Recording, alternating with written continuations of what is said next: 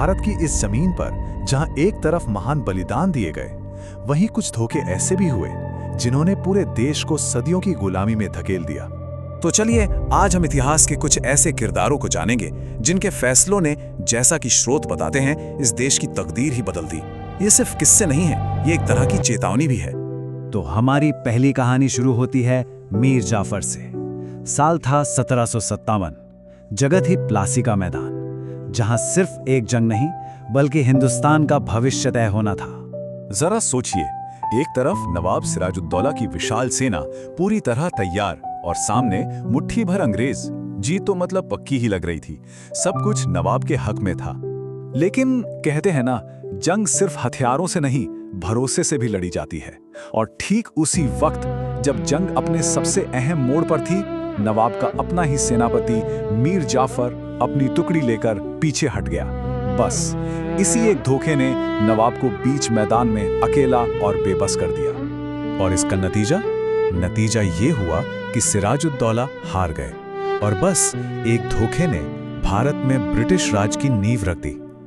अब सोचिए, सिर्फ एक इंसान के लालच ने पूरे देश को अंधेरे में ढकेल दिया। चलिए अब दूसरे नाम पर आते हैं।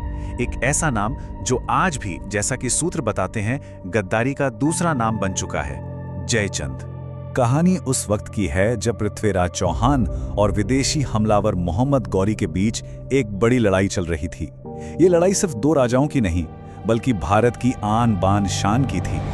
लेकिन ऐसे में कन्नौज के राजा जयचंद ने क्या किया? उन्होंने अपने देशवासी का साथ देने के बजाय दुश्मन मोहम्मद गौरी का हाथ थाम लिया। और इस धोखे का असर इतना गहरा पड़ा कि आज सदियां बीत जाने के बाद भी जब कोई धोखा देता है तो उसे क्या कहते हैं? यही ना कि ये तो जयचंद निकला।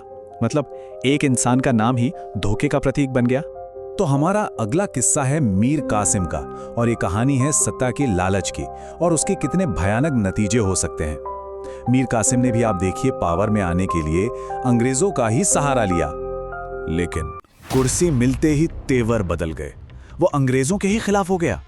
पर उसकी जो नीतियां थी, जो फैसले थे, उन्होंने बंगाल में एक तरह से अराजकता फैला दी। व्यापार, शासन, आम लोगों की जिंदगी सब तहस नहस हो गया। और इसका फायदा किसने उठाया? जाहिर है, अंग्रेजों ने। उन्हें अपनी पकड़ और मजबूत करने का सीधा सीधा मौका मिल गया। तो देखिए, सबक क्या मिलता है यहां से? यही कि जब किसी की अपनी ख्वाहिशें देश से बड़ी हो जाती है ना, तो वो पूरे देश को कमजोर कर देती है। अब बात करते हैं सिख साम्राज्य की और उसके पतन की। साल 1845 के एंग्लो सिख युद्ध। ये कहानी एक ऐसे मजबूत साम्राज्य की है जिसे बाहर से ज्यादा अंदर से तोड़ा गया। और यहाँ एक नहीं बल्कि दो बड़े धोखे हुए। देखिए, सिख सेना को तो कोई जवाब ही नहीं था। बहादुरी, ताकत, सब कुछ था। वो अंग्रेजों से इतनी जबरदस्त टक्कर ले रहे थे कि जीत बस कुछ ही कदम दूर थी। लेकिन फिर वही हुआ, उनके अपने ही सेनापति लाल सिंह और तेज सिंह गद्दार निकल गए।